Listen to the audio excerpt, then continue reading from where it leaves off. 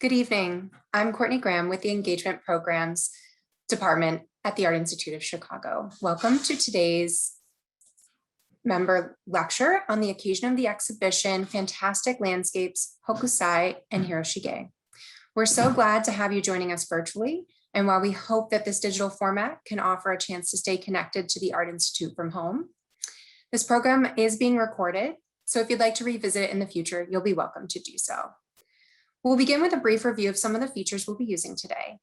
This program will be shared in presentation mode, so we have turned off video and microphones for attendees. For optimal viewing, please select full screen mode under the view options in the top right corner of your screen. Throughout the presentation, you're invited to share questions through the Q&A feature at the bottom of the screen. We look forward to answering some of those at the end of the presentation. Closed captions are also available and can be turned on via the controls at the bottom of the screen as well. If you encounter any technical difficulties during today's program, again, please let us know in the Q&A and we'll do our best to assist you. Now it is my pleasure to introduce our speaker, Janice Katz. Janice is the Roger L. Weston Associate Curator of Japanese Art here at the Art Institute. She joined the museum in 2003 and curates the museum's quarterly exhibitions of Japanese prints in Gallery 107. Her most recent major exhibition at the Art Institute, Painting the Floating World, Ukiyo-e Masterpieces from the Weston Collection, and its accompanying catalog focused on ukiyo-e paintings of the 17th through 20th centuries. Her publications include Japanese paintings in the Ashmolean Museum, Oxford, and Beyond Golden Clouds, Japanese screens from the Art Institute of Chicago and the St. Louis Art Museum. Katz received her PhD from Princeton University in 2004. Her research focuses on paintings from the Edo period and the history of art collecting in Japan. Without further ado, I will turn things over to Janice. Thank you so much, Courtney, and welcome everyone. I'm so glad that you could join us tonight for this talk on Japanese prints. Some of you will be extremely familiar with Japanese prints, and for others, this might be the first talk that you are joining on the subject. But either way, I hope that you'll gain a bit of knowledge and appreciation for this very particular kind of artwork that is historically unique throughout the world. And as Courtney said, I've been the curator for Japanese art at the Art Institute for about 18 years now. And it is such a privilege to do these quarterly exhibitions of Japanese prints. I think we can go ahead and start the slideshow now. So the collection of Japanese prints at the Art Institute is very large, not the largest in the United States, but still we have about 16,000 examples. And we're very strong in certain subsets of prints, such as early commercial prints and prints of landscapes, like I'll be talking about today, and other types of prints. And it is, I would say, but I'm biased, the best collection of Japanese prints in the US because of those strengths and because of its condition.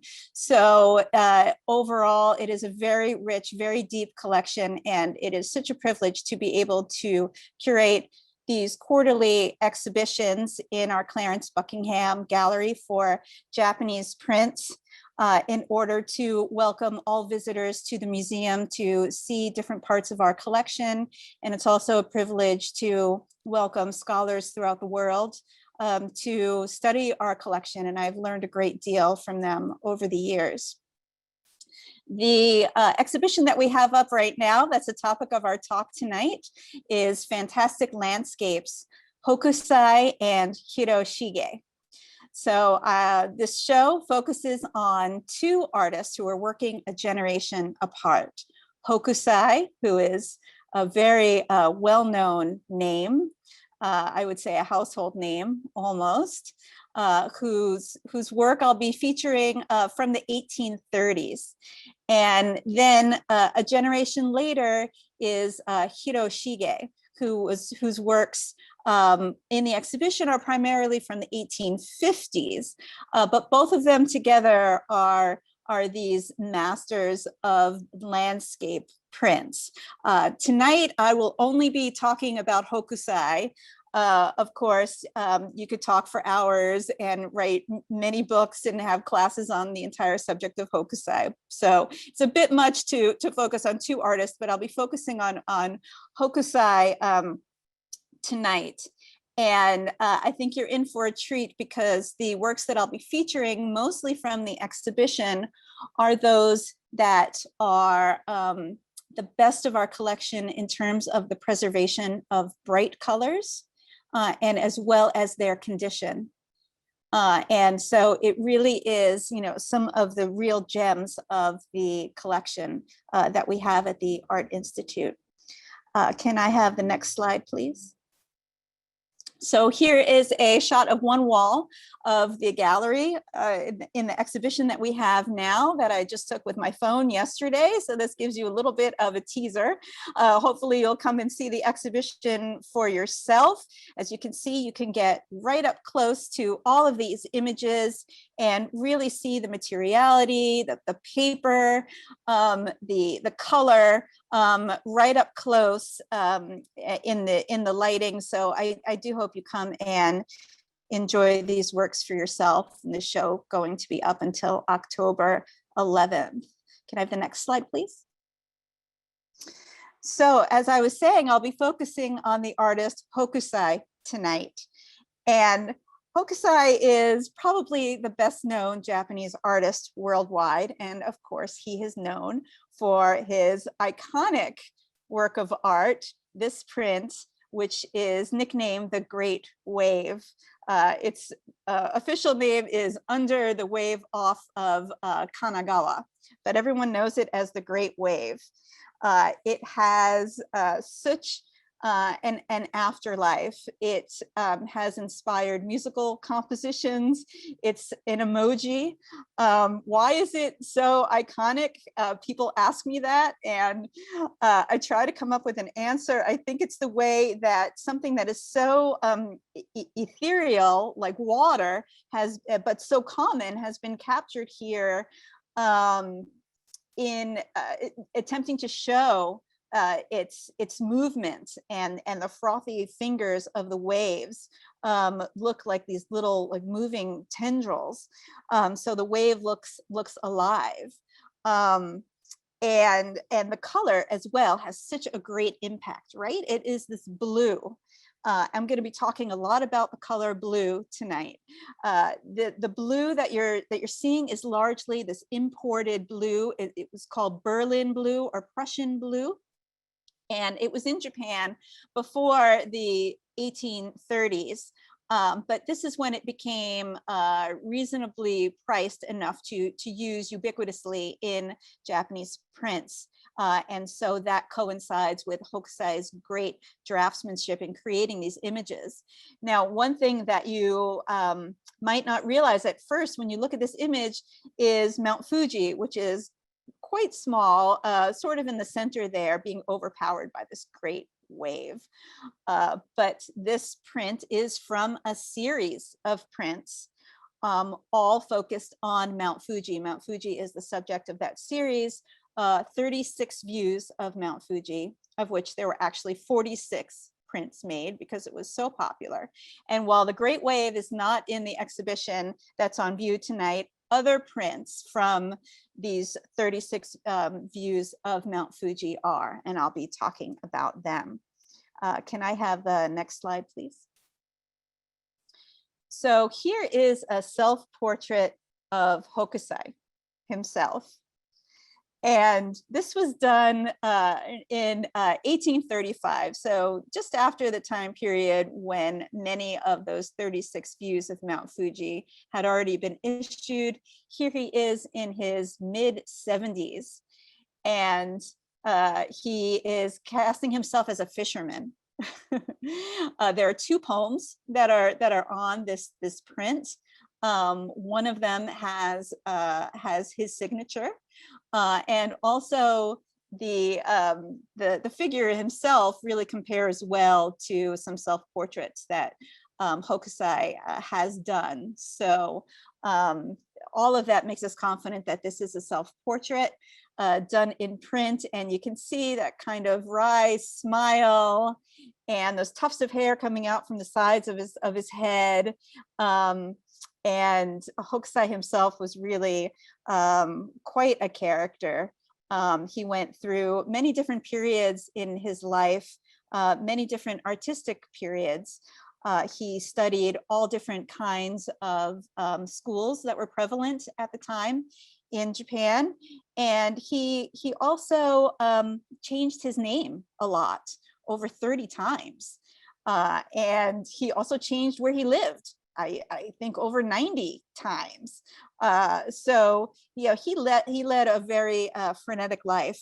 And around this time in his 70s was a particularly difficult time in his life. It was a very fruitful time in terms of producing images, but personally, he was going through some difficult times where he was having some family issues. His grandson was causing him some trouble. He also came upon hard times.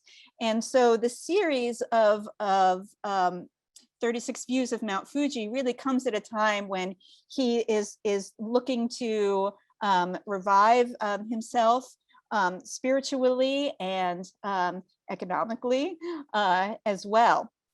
So it comes at a very interesting time in his life also. And now I'm going to show you just a few slides of all the different kinds of artwork, some representative kinds of artwork that Hokusai did throughout his very, very long career. He lived to his 90s. Just to give you a sense of, he lived until about 90, just to give you a sense of his incredible range that you might not be familiar with.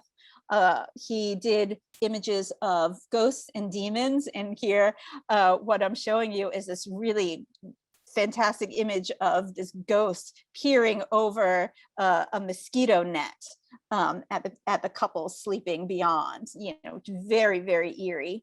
It's a very small print, but beautifully colored. And then on the right is this composition of big flowers. He did a series of big flowers. I had to show you these chrysanthemums because right now we're in the chrysanthemum season. Can I have the next slide, please? And then there are also other images of Mount Fuji, many, many other images of Mount Fuji. What I'm showing you here on the left is a different kind of print than you may be familiar with. It is called a surimono. Surimono prints tend to be smaller. They're done on thicker paper, and they're done with more expensive pigments because they were not commercially available like other prints were. These were privately published, privately funded, and these were made available to members of the poetry circles who funded them. So they often carry poems by members of that club. And that's the case that you see here. And you have Mount Fuji done on this very thick paper. And the tip of Mount Fuji is only distinguished by embossing. So there's really no color, there's no line there. But if you saw the print in person, you would see that it's actually embossed, blind printed. And that gold band of clouds is brass filings, brass dust that is meant to look like gold. So it is a really very finely printed image of Mount Fuji. And then on the right, Hokusai illustrated many, many printed books. This comes from, these pages come from the 100 Views of Mount Fuji. And this was done almost around the same time that the 36 Views of Mount Fuji print series was done. Hokusai had so many more images in his head, inventive ways to show the mountain, that he and his publisher conceived of a set of 3 books. And I particularly love the page on the left, which has this ornament. It is a roof ornament of a fish, the body of a fish, the head of a lion, with Mount Fuji in the distance. And what is perching on top of that ornament is a tiny little sparrow. This is the roof ornament from the shogun's castle. And by having a tiny sparrow perching on it, I think Hokusai is trying to say, well, you think you're so powerful, Shogun, that nothing could top you, but here a humble bird has come and sat on top. Can I have the next slide, please? And Hokusai is also very well known as a painter. He painted throughout his life. And here I'm showing you a composition that shows a courtesan at night. She's got the lanterns next to her, and she is going to meet a client. This is a painting that is somewhat sketchily done, somewhat hastily done, because it was done at a gathering, at a party, with the materials that Hokusai had on hand, kind of like a performance. It's pretty incredible that, you know, he was able to produce something like this. And you see the full composition on the left that carries a poem from one of the attendees, a very, very well-known literatus poet. So Hokusai is very well known also as a painter. There are entire exhibitions of Hokusai's paintings, but here in the US, we know him primarily as a designer of prints. Can I have the next slide, please? So now I'm going to be showing you some images from the exhibition, and all of the prints that I'm showing you here and also earlier are works that come from the Art Institute's collection, unless I specifically say otherwise. So you can see really how diverse our collection is, and how lucky we are to have so many different works by Hokusai himself. These are two works from the Waterfall series. And this was done around the same time as the Fuji series, around 1833. And it uses, again, this Berlin blue, which is this very bright pigment that was the first synthetic pigment, chemical pigment, that was used in Japanese prints. And it's important because its color is very bright, but also its tinting strength was very good. So you only needed a very little bit of it to get this bright blue color. And this sort of paved the way for this revolution in landscape prints, where landscapes really came into their own. Before this, you had prints of actors, of courtesans. Of course, you had landscape prints, but it was really this widespread use of this Berlin blue pigment that transformed landscape prints, because all of a sudden you could show bright blue water, bright blue sky, and make these compositions as exciting as images of your favorite actor or a beautiful courtesan. And I can't think of anything more exciting than these images of water, where you can literally see the movement that Hokusai is trying to convey. This series of waterfalls has 8 different views, and at the Art Institute we have 7 of these prints. They are extremely well preserved. In addition to this Berlin blue, you still have the use of the previous blue that was widespread in Japan, which is indigo. Indigo is better used for outlines, for smaller areas, and Berlin blue is very good for larger areas of color. Hokusai uses both in this series, and you also get an amping up of all the other colors. You have these chartreuse, kind of lime green hills. You have these deep browns, but all the other colors get amped up in the process in order to go along and complement this bright blue.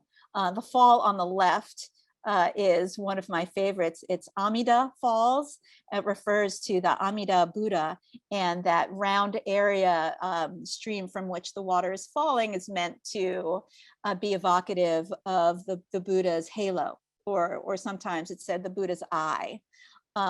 It's not actually that round. You don't get that circular shape in nature. So Hokusai is changing it a bit in order to make a really interesting composition, I think. Can I have the next slide, please? This is one of a series of 36 views of Mount Fuji, and this is called Hodogaya. It is the 4th post station on your way outside of the capital of Edo. And it is along this road, the Tokaido Road, that linked the capital of Edo with the former capital where the emperor resided in Kyoto. And I love this composition because with just a few colors, that bright blue being one of them, Hokusai has really created this, this very complex image that is very balanced, that your eye kind of darts around looking at all the different areas of bright color. And if anybody studies color theory, you would know that this kind of bright orange is opposite on the color wheel from the blue. So they complement each other very, very well. And with just a few colors here, he has managed to express the landscape, but also the figures in front. So I think it is a very refined, limited, and very effective use of bright color here. Can I have the next slide, please? I wanted to show you these two images. Again, they're from this 36 Views of Mount Fuji series. This is known as Kajikazawa.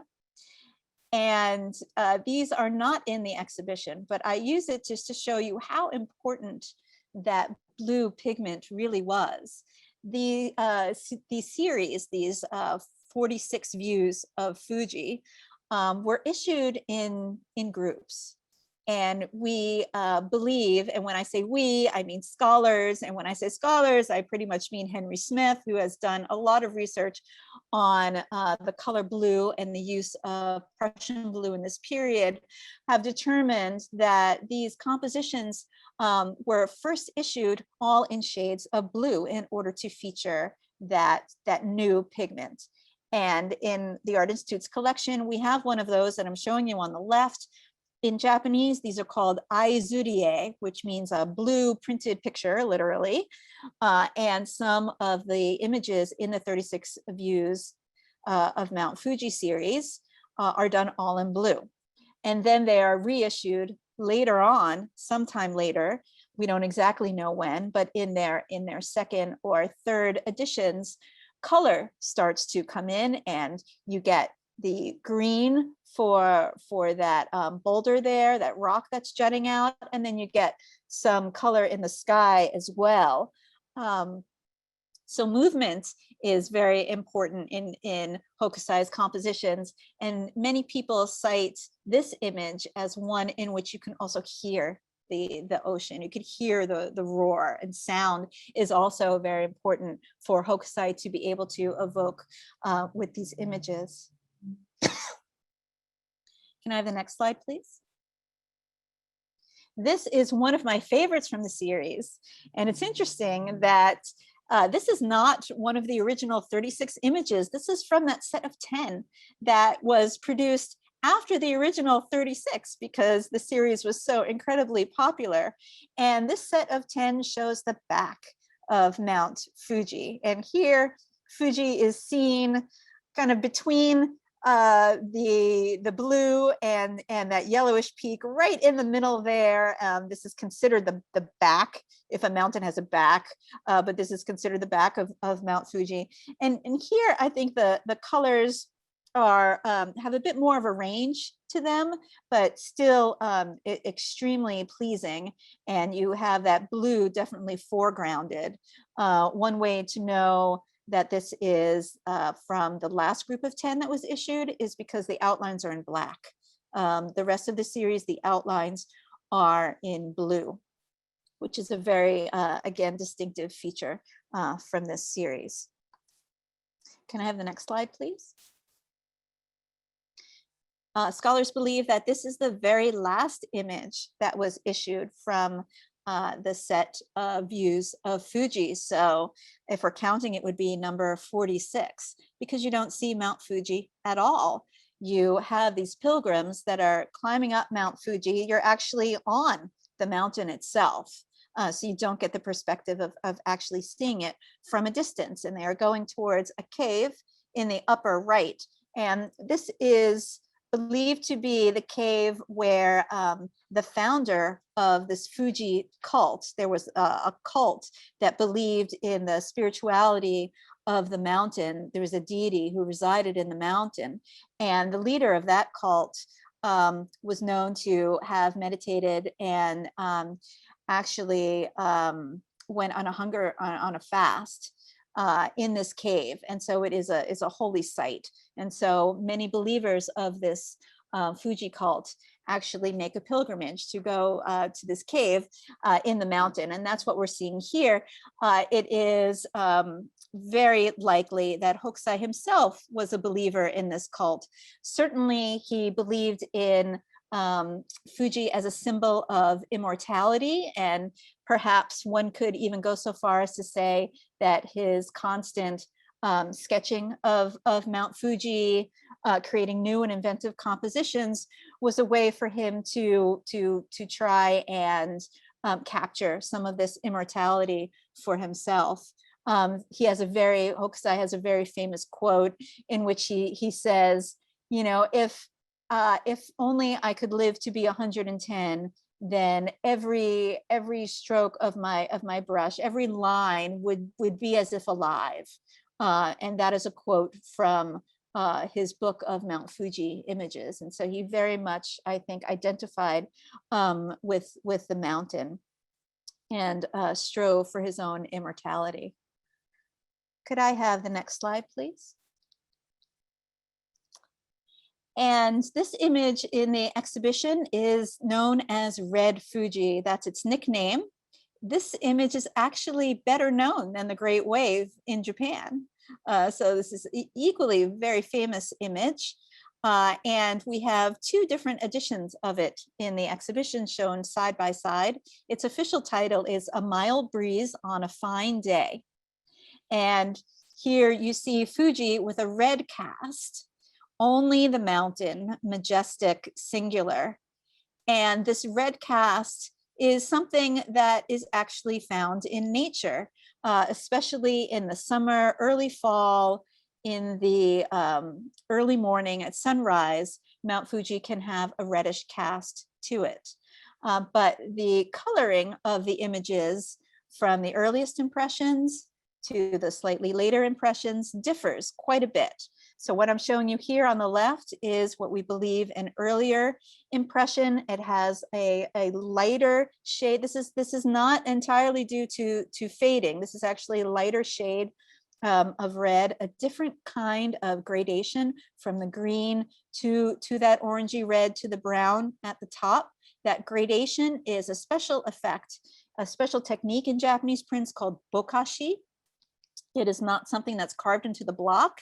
It is a method of applying color in washes to the block in order to create that effect of graduated color. So it is something that only the most skilled craftsmen were able to do.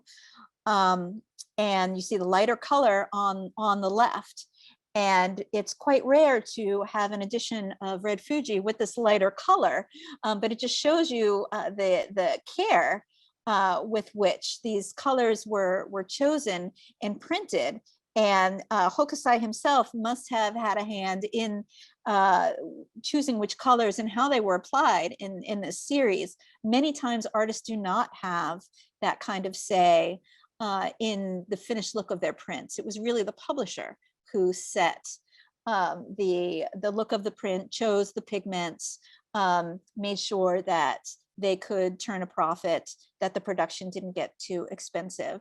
But given the care and the precision of the coloring here, I think we can say Hokusai definitely had a hand in determining how the finished print would look.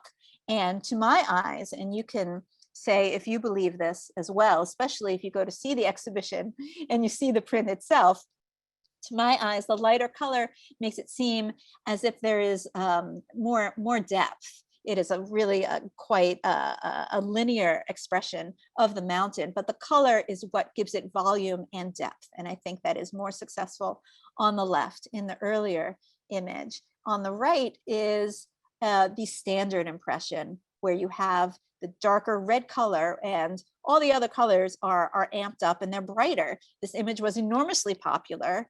And the publisher realized that if the mountain is brighter, then he could sell more prints. Also of note are these fluffy clouds, which are not like any other clouds that you get in Japanese art previously. So it seems like they may be based on Western images, maybe copperplate engravings, but the clouds are also something to note in this image. Could I have the next slide, please? And here is an even earlier edition, and this is known as Pink Fuji, because you do get that pinkish color and a very different shape of the gradation of the gradient here.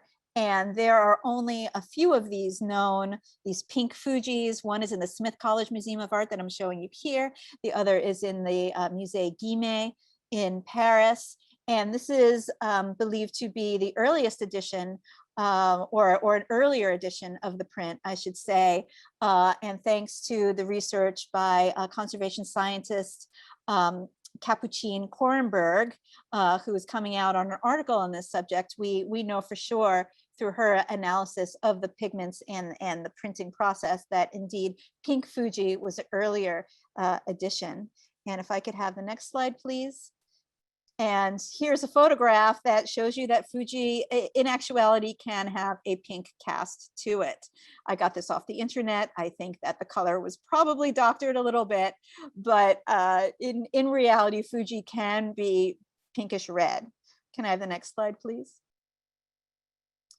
I have written a blog article for our website where you can learn more about the red and the pink Fuji, as well as the reaction to this image by artists in Europe and America. It's on our website. I think it's on the homepage now, and we'll put the link to that in the chat if you would like to learn more. Can I have the next slide, please?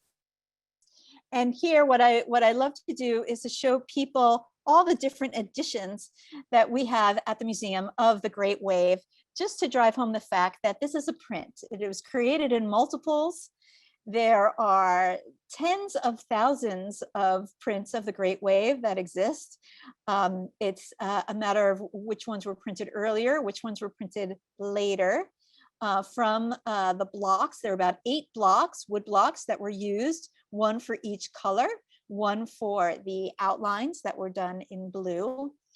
And the image that I'm showing you on the left and the one in the middle are similar in terms of time period.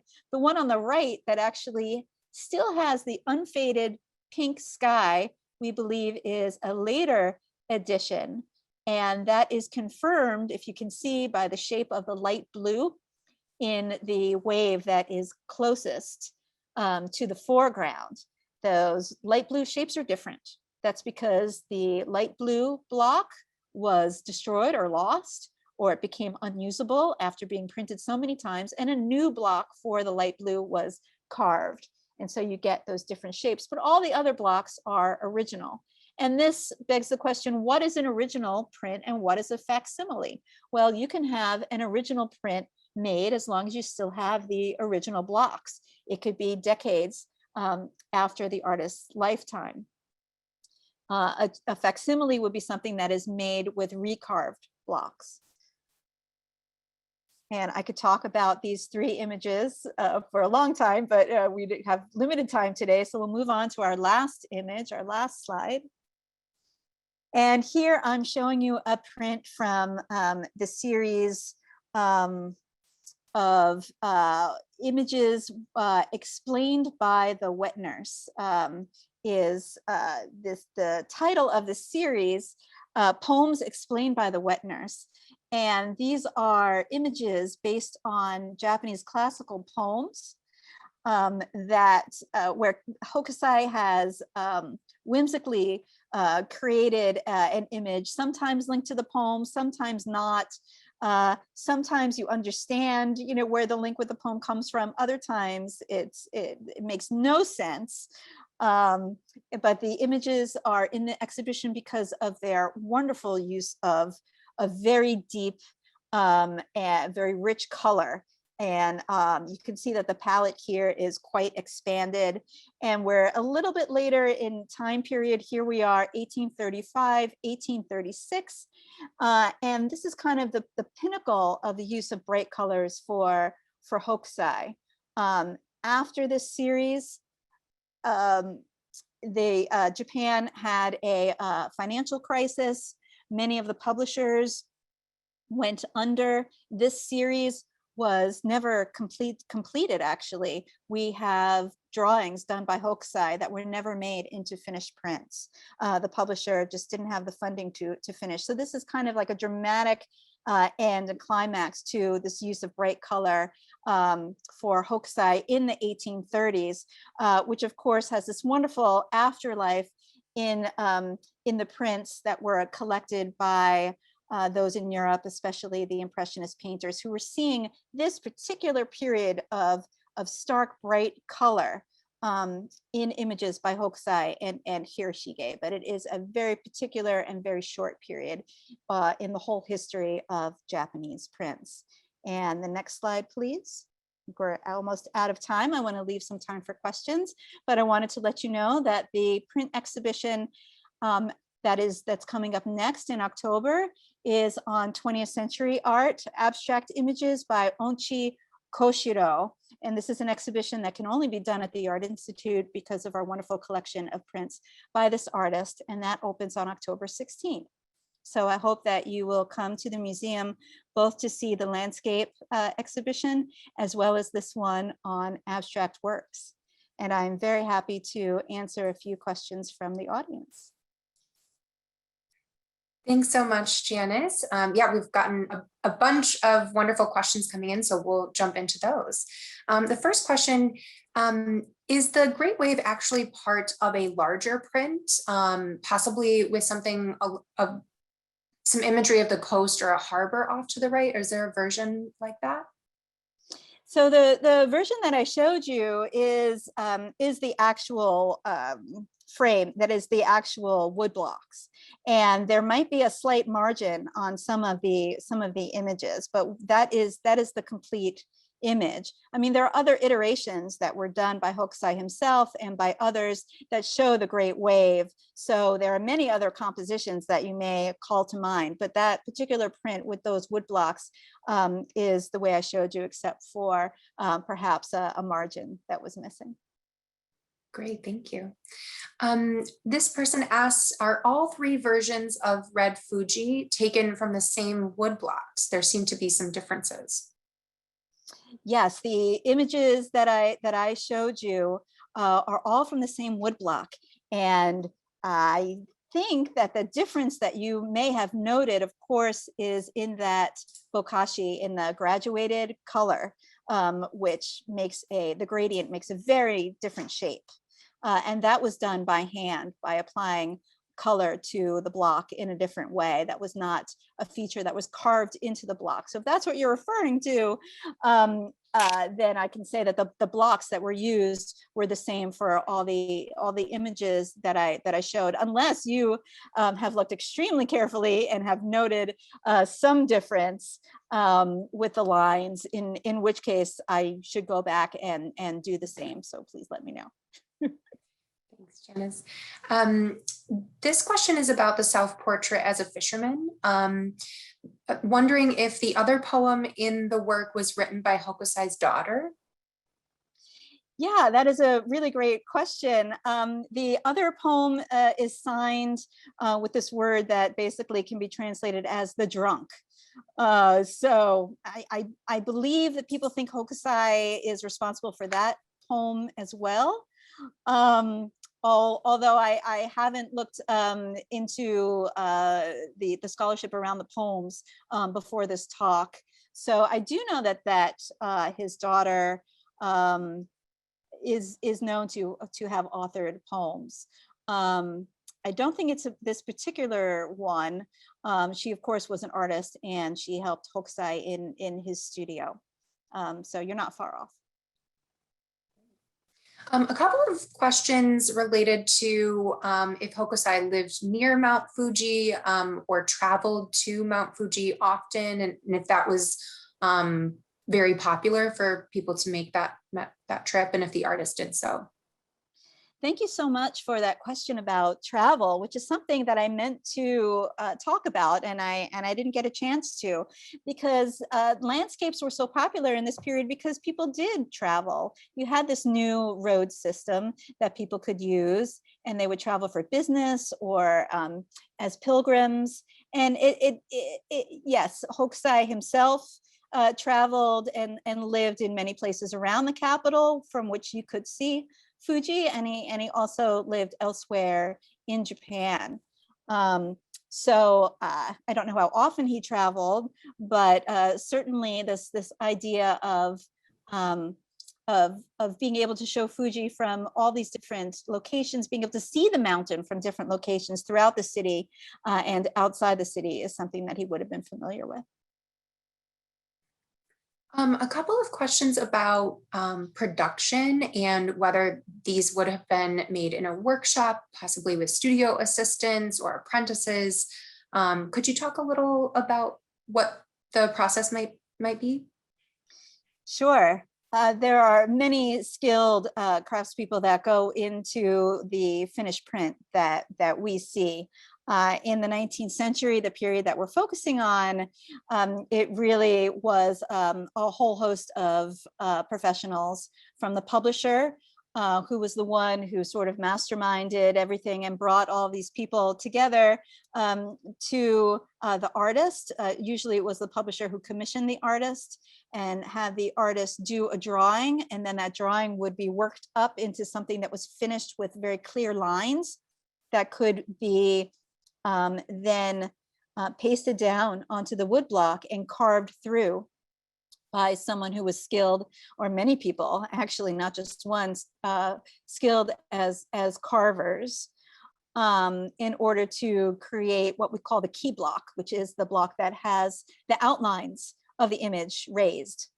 And then that was used in order to create all the subsequent blocks for color. And there were registration marks on the blocks as well, so that you could line everything up very well. But then there were another set of craftsmen who actually did the printing. So there are really many people who were involved. Quite a team involved, yes. Thankfully. Yes, Janice, there's a very interesting comment and question remarking how the sky in Red Fuji has some similarities to Georgia O'Keeffe's Sky Above Clouds, which of course is featured prominently in the museum's collection. Do you think that is perhaps a coincidence, or maybe just talk a little bit about how inspiring these works could be to other artists? Yeah, I think that is a wonderful comparison, and it gives me the idea to maybe show them together at some point. I think that would be great. I think what we're seeing in Hokusai is an influence from those Western prints, and as well as himself actually looking at the sky and trying to work out how best to make clouds look realistic.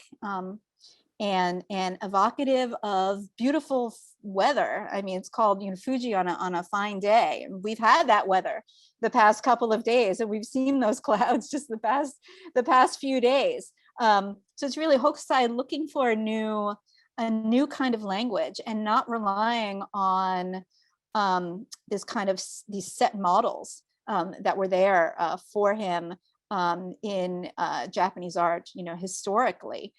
And I think that kind of experimentation, that kind of, looking at nature, trying to figure out how to best translate that into an image, is something that Georgia O'Keeffe shared. I mean, I don't know if they were looking at the same thing, or if Georgia O'Keeffe were looking at Hokusai, but I think that same kind of, creative mind is at play, and that same kind of reverence for nature, and trying to create something that could be evocative, or even rival nature. So I think we have time for one last question. This person asks, with over 6,000 prints in the collection, how long will it take to cycle through all of them in quarterly exhibitions? Maybe you could talk just a little about the breadth of the collection and how you're working to put so many of them on view? It would take quite a long time. I haven't done the math, and that's because all prints aren't created equal. We do try to do exhibitions of a great variety of prints, both classical and modern and contemporary throughout the year. So we're mindful of showing different parts of the collection. Some are in better condition than others. We're very lucky to have so many that are in a wonderful condition. Sometimes we feature new gifts, new acquisitions.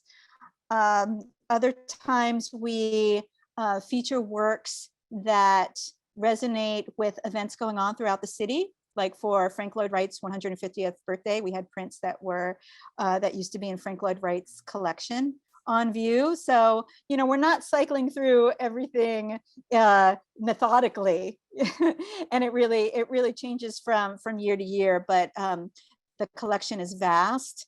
And virtually any theme that I could come up with, there are great prints in order to support that rotation. And it is such a privilege, as I said, to be able to do these quarterly print exhibitions. And I believe we're the only museum in the US that's able to sustain that. And that's thanks to the collection, but also all of my wonderful colleagues. And we're really glad to always have something new on view when you come to the museum. Thank you again, Janice, for that wonderful talk and for all of these questions. And thank you all for joining us this evening. The exhibition Fantastic Landscapes, Hokusai and Hiroshige is on view through October 11th. And the exhibition Onchi Koshiro, Affection for Shapeless Things, will be on view from October 16th to January 10th. For more information on upcoming virtual events, please visit us online at artic.edu and look for our monthly e-news in your inboxes. We look forward to seeing you again soon. Thanks, everyone.